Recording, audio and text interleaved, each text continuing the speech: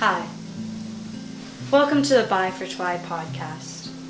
I'm your host, Ellis Golden, the creator of the Bi.4.Twi Instagram account. Welcome to the end of season special. Today, I'd like to take this opportunity to show you some never before seen clips from past episodes where I didn't believe they quite fit. However, I believe they are much too good to simply toss into the fire. Enjoy.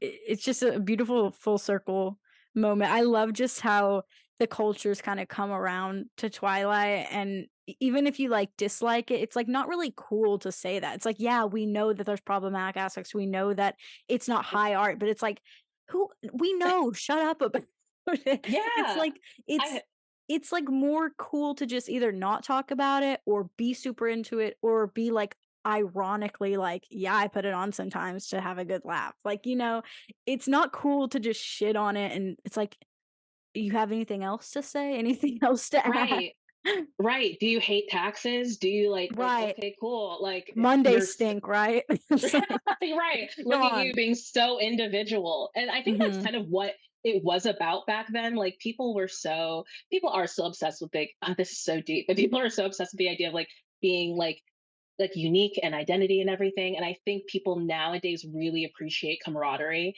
and like Mhm. finding similarities with people. And I have like a Twilight tattoo and like explaining it to people, they're like, I actually love these movies and I don't really talk about it much. I'm like, oh my God, talk about it. That's so Yes. crazy. Like, Yes. because I've made so many more friends being like maybe what some would say a little cringy about me liking these movies than I have had people come up to me and be like, "That's so cringy that you like Yeah. Twilight." The moment I see an opening to talk about Twilight, I'm taking it. See, I feel like Jacob is at his worst. As much as like imprinting on the baby is horrible, I think Jacob is at his worst in Eclipse, especially in the Yeah. book, because we're getting Bella's like internal monologue, and it's like, it's just awful. It's horrible. It's so manipulative. Oh, Ugh. yeah. Eclipse book Jacob is terrible. Ugh. Terrible. Terrible. Like if anyone's listening to this and you have not actually read Eclipse the book, Don't. like do I'm just it, kidding. but like also maybe don't. Like just like skip to the part where they get engaged and then like That's just nice. don't read anything else and then you'd Skip be to fine. like Seth just being like a Yeah. pal. There's some fun parts.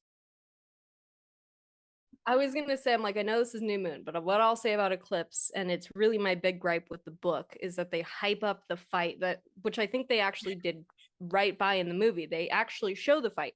In the book, you're waiting for the fight the entire movie, like the entire book. You're like waiting, and they're like, oh yeah, it's happening, and you're like, Hello? what?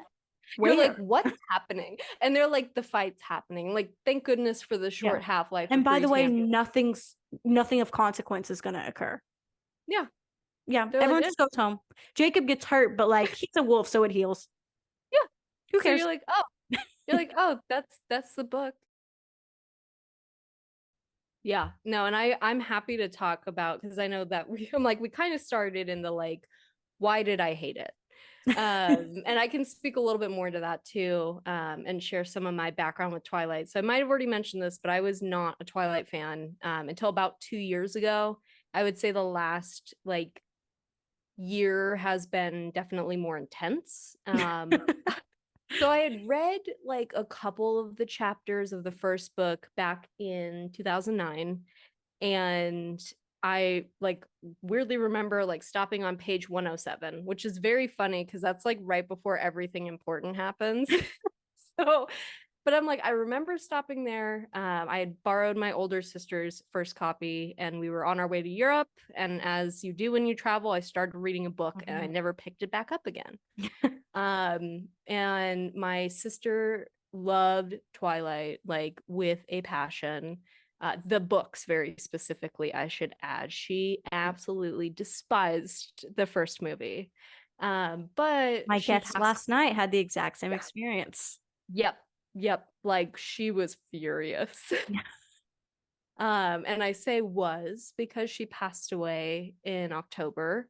Funny enough, literally the day before the New Moon soundtrack came out, but she never got to see past that first movie. I think she probably would have not loved them that much, would be my guess based off of her reaction to the first movie. She had a lot of issues with the casting. I don't, because I just like it happened. I think it's iconic the way it is. Right. But she did, which I think is very interesting because I got to meet Rochelle. She loved the casting of Rochelle as Victoria. Incredible. And she actually, I wish I had a photo, but we don't. But she dressed up as Victoria from the baseball scene for the premiere and went at midnight and had the whole thing. And I'm like, ugh, I wish I would have been interested, but I was also like 10 years old and like very intimidated by my older sister. So it took me a very long time to be okay with being involved in something she loved so much. Again, I'd watched the movies, but when I sat down in 2022 and I'm like, I had bought the first book because I didn't have her copies or anything. I'm like, okay, I'm just going to buy it. If I want to read it, I'll pick it up. And one day I'm like, I'll just read a couple of pages. And I sat down and I read more than half of it. And it was already like 8 p.m. So I read all night and I was like, I know I have work the next day. I don't care. Like, I'm just going to keep reading. And I messaged my boss and I'm like, can we cancel our morning call? I like stayed up all night reading Twilight. And he's like, totally understand. He's like, oh, get it. Yes. He's like, I get it. Don't even worry. I'm like, great. Thank you. Which, and then by the way, okay, slay. Yeah. And I was like, as soon as I could that day, as soon as I could finish work, I was like back reading the whole thing. And I was like 10 pages away from finishing and I like passed out. And then the next day I'm like, okay. And I read the end of it and I'm like, how have I never read these books? And I proceed to read all of them in like a week and a half. Yeah. Just all of them. And I was like, whoa.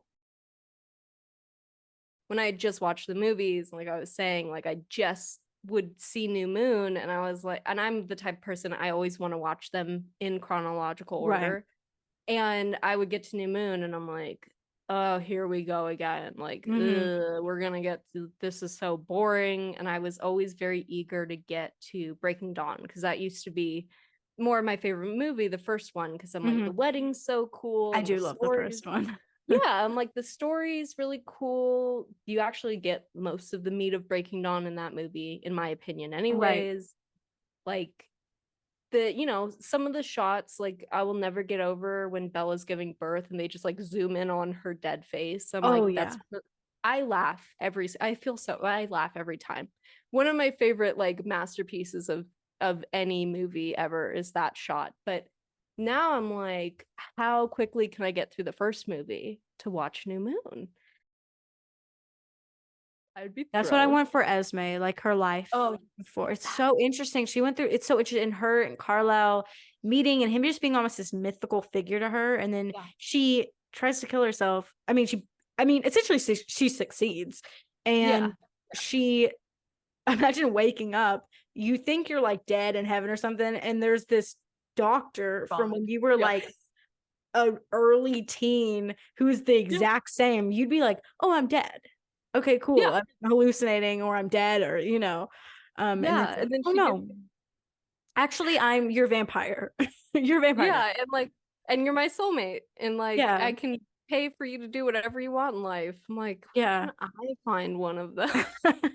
Where can I find a Carlisle? Wait. Oh my gosh. Yeah. But I mean, the interesting thing is like in the movies, they do choose older actor and actress to play Carlisle and Esme, and I do understand it. But it is interesting though, because they're supposed to be like 22, like super young. It makes sense with Carlisle being 23 and Esme being 26. Like their decisions, because they are very naturally paternal and maternal and mature, but at the same time they're still like young, and so I feel like a lot of their decisions make a lot more sense when you realize like Esme is the only one in this household with a fully developed brain. So just saying. I'm like, I have this whole question of like, how do vampires exist in the age of technology? But that's like a whole other chain of thought. But yeah, I just feel like the Does whole Esme know how to text? Someone tell me. Wait, no, she does. She does. We know. But like, how long does it take her? Because like this was before like touchscreens. So like this is like where you have to hit like, to get a C, you have to hit that one button 3 times. Like, was she how long did yeah. it take her to type out like we're safe? Well, and I heard a debate, and it's probably like correct. If a vampire wanted to use the phone, they couldn't use a touch screen because they would scratch it up. And I'm like, oh yeah. Oh, that's hilarious that they scratch up because What We Do in the Shadows, the show, does that, but it's just they don't have a fingerprint, so it won't recognize that they are touching it. So like they're trying to do like a virtual signature and it's just like not recognizing their finger. But that's hilarious that this is fully Yeah. like they're gonna crack the screen because they're like Yeah. essentially whole- marble. They're Yeah, stone. they're indestructible, and they probably would like scratch surfaces. It makes perfect sense. And someone was like, they would probably, I think it was on the Twilight ship posting page. They were like, oh, they would probably just scratch up the screen. And I was like, oh my God, they're right. Like, A I whole hadn't even bucket, like a giant box of like all their old phones they're just chucking. That's where all of Carlisle's money is going. It's just phones. Oh my gosh, phones for vampires. Mhm. That's where Carlisle's money is going. Starting a new charity.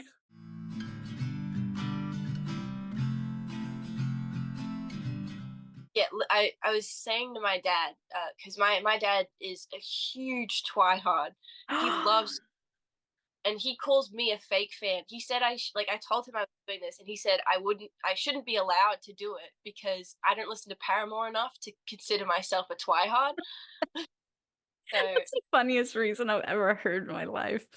Oh yeah, Actually, you really- don't listen to Paramore, who's a featured artist, so you can't even like Twilight. Does your dad know about your art? yeah. I show him a lot of the things I post before I post them, and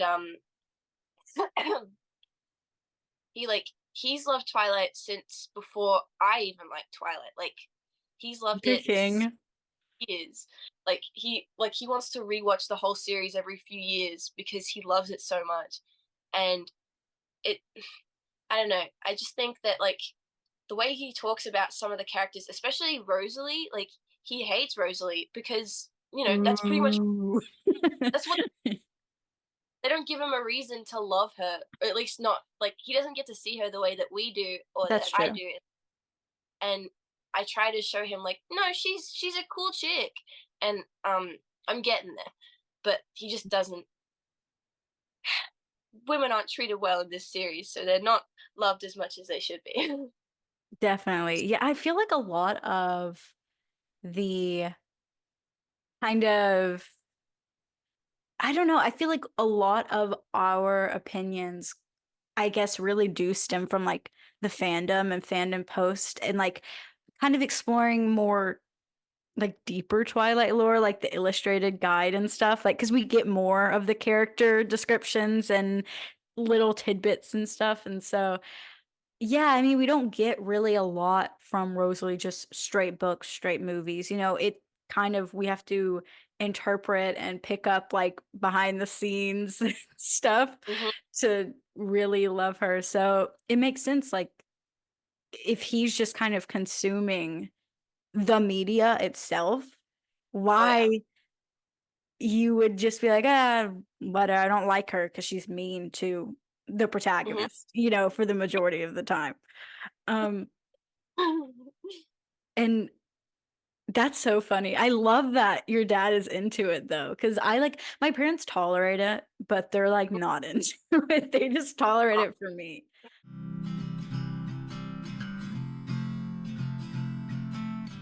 Yeah, that's another thing. Like, even if I stopped liking Jacob, which I just really like Jacob, but like I would still hate Edward's guts at this point. Like, I hate that man.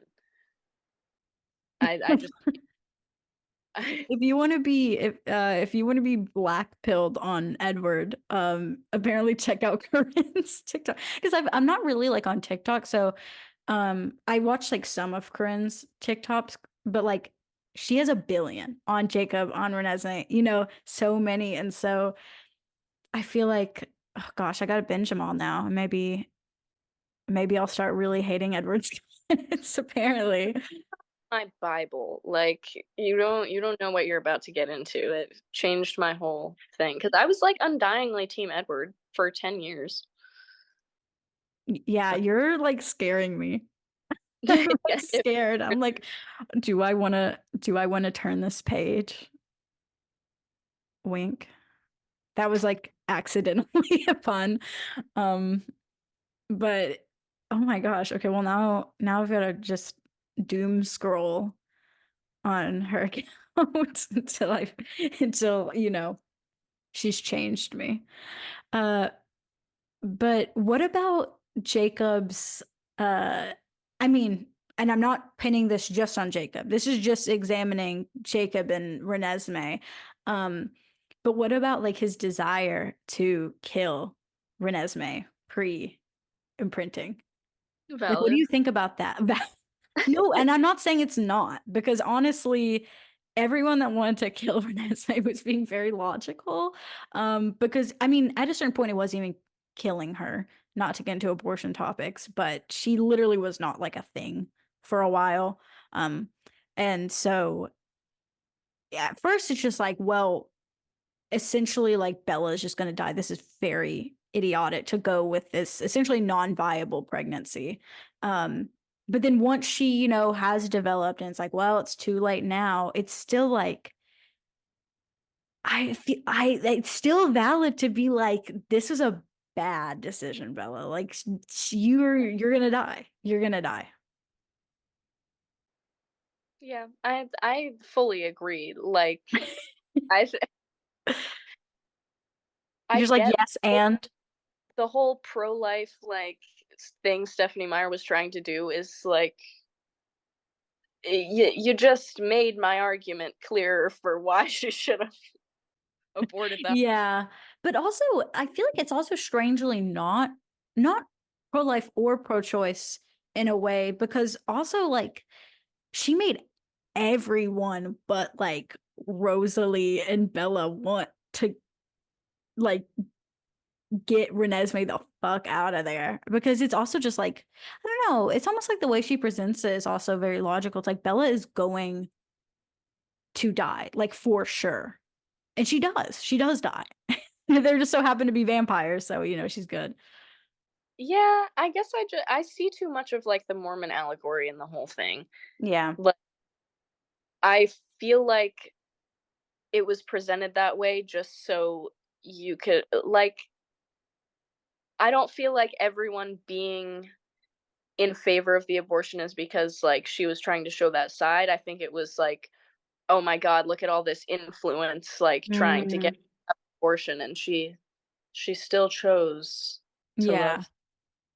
I mean, I love to call out Stephanie on her Mormon bullshit, but I feel like that is actually, for me, and I feel like it's also very valid to interpret it as like a pro-life thing, but for me, it's always been less about like pro-life, pro-choice, and more about like Bella's autonomy. Like she's finally like, oh, I want to, like, this is my choice, ultimately, like whether I keep it or I get rid of it. And even though, like you said, like the whole influence of like everyone wants her to get rid of it, she's like, no, this isn't my decision and y'all don't get to pick.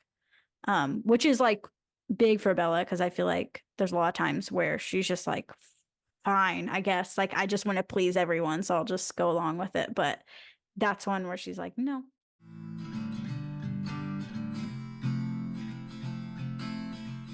Yeah, and yeah, I think like even like when we're reading the book, it's like, oh, this is different than any other vampire. I mean, some people get mad like that he sparkles and stuff, but I think it's pretty cool.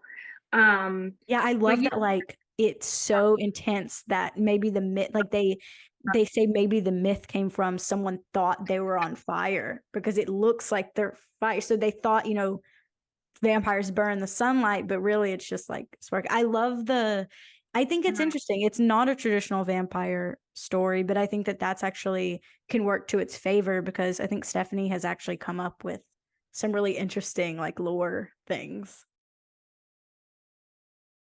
Yeah, like he's kind of that like chivalrous, like I was born in, or I was dying in 1918. Like, we walk on, I open the door for you, and like if we were dating back then, I would be taking you on a walk, like chaperoned, like outside, and we'd be drinking tea on the porch, and she's kind of like the 2008, like, I'm a strong, independent woman, and like, who runs the world girls, and I can do it myself. So it's almost like another little like challenge for him. And also, I guess, like, sets him apart from his family, because he's almost like becoming a little more like modernized in the role. Like, okay, I'm dating her versus like someone who just kind of is like, okay, sure, like, you're the man. Well, but I feel like Rosalie already did that.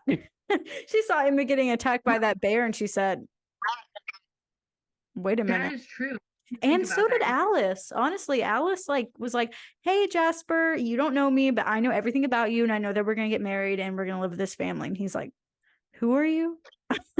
What's going on now? Yeah, actually, now that you say it, like, the men are kind of all, they have these strong female figures, and like, yeah, even Esme like went Yeah. through like loss and stuff, and it was really hard. And you're Yeah. right, they are. I think that's another reason probably why I like the book, like, secretly, Mhm. because of the strong women. And Oh, all, definitely.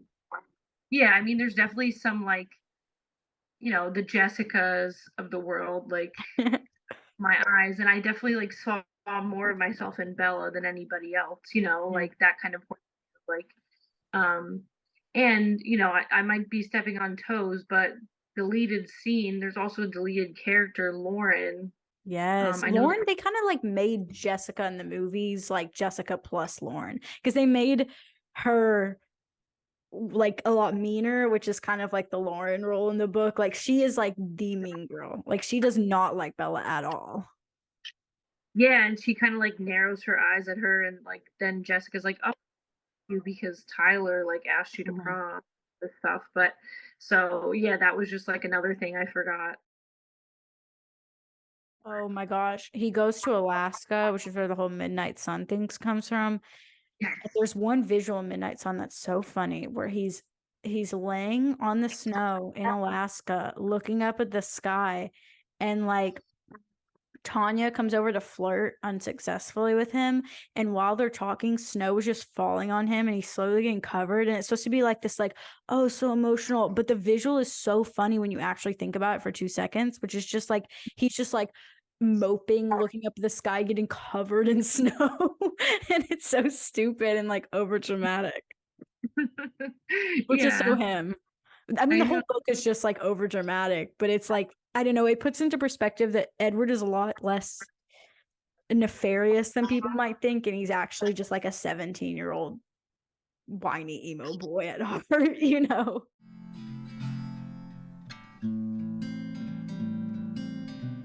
It's kind of amazing. Like, I think Alice bears a heavy burden, and that's not something that's really talked about, because she's such a like she has a really chipper demeanor, and she definitely has like kind of a sassy attitude, and I feel like all these things kind of overshadow like how difficult I imagine it must be to live with a gift like hers, especially when her well educated investments and things like that really help out their family. I Right. feel like that's a lot of pressure, and just knowing things but not being able to talk about them or act on them necessarily, I feel like is a really heavy weight to carry. So Right. like, as much as the things I love about her is like the levity she brings to the books and the movies, and I love those things, but I also think it's really interesting that it's not touched upon a lot, how dark her backstory is and like the weight she carries. Yeah. And also like how she's seeing, depending on what is most likely at the time, she's seeing all these different possibilities. And so until something is like right up on it, you also don't really know what exactly is going to happen, which I also feel like has to be incredibly stressful, because you're seeing like, hey, this really good thing may happen, or this really bad thing may happen, but something could change that. Yeah. I mean, even in her backstory, the way it talked about like her guesses were with the weather and things like that were accurate so often, but then when they weren't, like, I don't know, people didn't trust it. It was like Mhm. weird. Yeah, it's just a lot of pressure. And I mean, especially with things we see throughout the series, right? There's big repercussions. There's ripples that could happen. And but I mean, what if they don't? Like you can't act towards one possibility because it could end up going the other way because people can change, right? Right. Yeah, for sure. And I mean, I feel like being a vampire and this being like a literal gift, it's nice that obviously the family trusts her, but at the same time, it's like she's also in a very unfair role, not just financially, but also just in the family, where even when they're not trying to, they're always kind of using her to a certain Well, extent, you know? yeah, they're counting on her all the Right. time. Um, which is really unfortunate. And I think in Breaking Dawn, you see a little bit of how, I guess, downtrodden she seems when she can't see Bella's future. She doesn't know how Mhm. to help. Because both her and her family, I'm sure, are used to her being able to support them in that way, give them that reassurance all the time, and she can't do it. I absolutely love that. And I think that is one of Twilight's strengths. I think it does speak to people who are maybe in a certain place in life, or they are lonely, or they are looking for something, whether it's love or family or friendship or connection or eternal beauty or wealth. There is something to the fantasy of Bella's life that is appealing to so many people because she, in the end, has the perfect family, a best friend who loves her and dresses her like a doll. You know, she has this beautiful daughter, the perfect husband, more wealth than she could ever spend in Yeah. several lifetimes, right? She's going to be young and beautiful forever. Not, not that youth and beauty is like the emphasis, but like, we know that we all get kind of Yeah. scared as we grow up and we age and like, what am I But going to also look like like? And physically, like, her yeah, knees are never gonna ache in the morning she's or never after a going to long get day. sick, right? Right. It's like it encapsulated this like sense of security, I think, Mhm. and safety that I feel like a lot of people just really felt like they could fall into. And it's like this warm kind of embrace. And Yeah. I think I'm not surprised little 7-year-old you like saw the fantasy in that and like wanted to be in it because like, 7-year-old me was, playing Spice Girls for the same reason, right? Like I Exactly. wanted to be Posh Spice and she was cool and rich and hot. And of course we all want to be grown up in something that we're not, right? When we're little Yeah, kids. It's like we love the fantasy and the imagination of that. So yeah, I get it. I get it definitely. completely. One scene that's actually in Breaking Dawn that I think of is like the mention of when Charlie's over, they have to like pretend to do things like Mhm. normal human things, like, oh, what would you be? I guess I'd be like sitting on the couch watching TV or, and so there's these moments where I'm like, I want more of that. Like, I want to know what is going on just like in a day, just a normal day. Nothing happens, just a normal day. Like, I And want having to to know what everyone's fill doing. and having to fill 24 hours, Yes. 365 days a year times 1,000 years. Like I would be begging for sleep after a certain point. I'd be Yeah. like, I'm bored. Like Yeah, genuinely, because no sleep, like on purpose, sounds great, but like I would want the option. Like not having to sleep is good, yeah, but I would still want to be able to sleep because how do you 100%. how do you know there's like a stop to a day? I feel like I would go insane.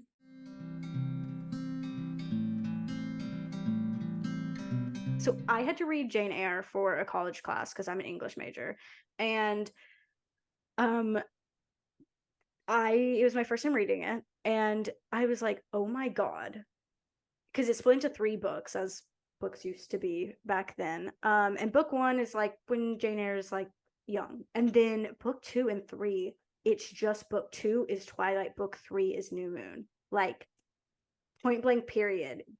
Mr. Rochester's name is literally Edward. Like they are the exact same. It's the exact same narrative. And I've read the like Twilight illustrated companion thing, and there's an interview in there. I have it on my bookshelf Yes. back here. There's an interview in there with Stephenie Meyer and a friend of hers who's also an author, and she brings this up, and Stephenie Meyer goes, wait, I guess I subconsciously did that because Jane Eyre has been one of my favorite books since I was a kid. Okay, I'm gonna literally drag Stephanie a little bit Oh, because drag her. This is Oh, no, the no, that's the illustrated movie companion. This is the illustrated like you have one of those? guide. Yeah, and they've reprinted them too. This is They're in huge. Barnes and Noble now. Oh my God, I'm going. Bye. See you Drive to guys. Barnes and Noble. But anyway, speaking of her, I love that Stephanie said that because there's this show called Roswell. They Mhm. remade it recently, but it originally came out in 1998 and it's only 3 seasons long. And I am 100% convinced that Stephanie Meyer stole the entire story of Twilight from that show. Episode 1, they are in a science lab and this girl like takes swabs of his DNA and finds out that he is not human. Also, She asks him where he's from. He points up to the sky because he is an alien, but it is literally, I swear, there's also a Native American storyline. in that through science it. lab, also, there's like wings behind the I mean, alien character, like that Well, shot from Twilight. Like but it's the He same. she was sued for plagiarizing Breaking Dawn. Off So of what? it wouldn't surprise me, so you especially need to watch the show. Also, it's just straight up good. But she stole the entire. I kid you not. And he saves her life, and he can kind of like share memories, like reading minds. There's a hot sister. I don't know. I think so. That would actually make a lot of sense because it's not like Stephanie was an author before Twilight, and she wrote Twilight backwards because she had that dream with like the meadow scene. She watched Roswell. Well, she had the dream with the meadow scene, and then she wrote till the end, and then she went, okay, but how did we get here? So she went back and wrote the beginning to the meadow scene. So it makes sense if she was kind of stuck artistically and was like, It makes well, sense. this was good. I liked this thing, and I liked this thing, and this thing, and Jane Eyre was good, and like Yeah, I just love kinda that she felt got- like that's so crazy. Like, I don't know, it was a dream. Like, it just sounds like a lie. Like literally getting back to Eclipse is that rereading the chapter where Jacob and Bella have their first kiss is triggering. Like, oh my God, awful. that's actually like reading through it as an adult. It's like Yes. it's a content warning because it's like SA triggering Yeah. for multiple pages. Like it Mhm. actually is a little terrifying. And like they put this in a tween book for tweens. It's horrible. Reading as an adult is like horrible.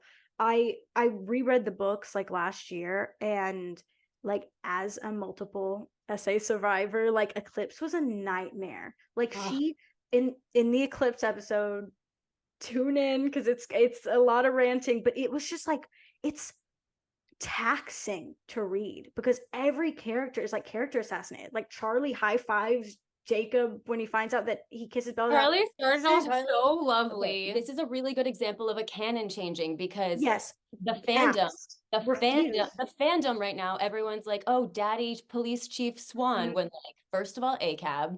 Yeah, real. Second of all, like if All Charlies are all Charlie, No, all Charlies are kidding. bastards. My boyfriend's name is Charlie and I love you. Oh my God, shout out Charlie. but there's all Charlies are boyfriends. But yeah. but yeah. Yeah, no, Charlie's a dick. Like Charlie's an asshole. He's like never around. He's like always making Bella like clean the house and cook for him and do the dishes. Because he wants her to be the wife that left him. Yeah, like he says you need to stay in town and you need to marry somebody in town just to prove that like guys that live in town, townies, we're valid and we're worth it. We're better than and then she goes out with a guy and he's like, oh, the Cullens are great, and then she's like happy.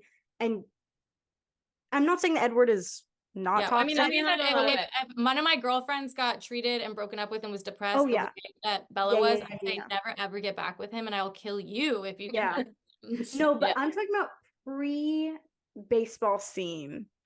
He's a little, it's like, okay, I thought you liked the Cullens. I thought you thought Edward was a good boy. Like, Carlisle's a great doctor. There's a scene Yeah. in the book when he literally says something like, everyone talks shit about the Cullens and they and I don't defend deserve them. it. He defends Yeah. them. He literally defends them. Yeah, He and- switches up real quick.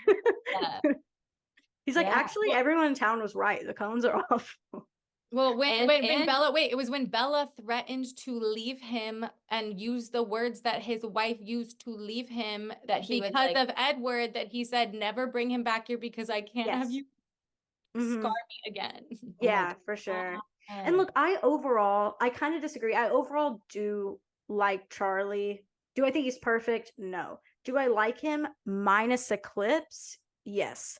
I think he's Eclipse very- is almost, I don't think of Eclipse as canon like at all because I hate pretty much every decision made. Like Edward convincing kind of love Alice to kidnap her. It's like, I just don't Yeah. like any character decision in Eclipse other than like Bella the moments where Bella stands up for herself. That's like pretty much Bella's it. And like, Seth, I want to like I like Seth. I want to fuck now. Yeah, So kind of true, like, by the did way. anything, And Slut Pop by Kim Petras was born. yeah, question, like, did anything really that important happen in Eclipse other than the No. battle? Literally all just Eclipse leading is up a to the battle, so nothing- everything else was a Right. waste of time. My boyfriend hates Eclipse because he's like, what is the point of the battle? He's like, I get that, because I've tried to explain, like, Stephanie Meyer doesn't want to kill off anyone because no one wants anyone to be killed off. But it's like the battle in Eclipse just feels so inconsequential because no one is even seriously injured. It's like, at least in New Moon, Harry dies. Like, something happens. Yeah. Oh, yeah. From natural causes. and then Charlie starts fucking his wife. Oh, Boo. boo. Oh, All Charlies are bastards. Boo.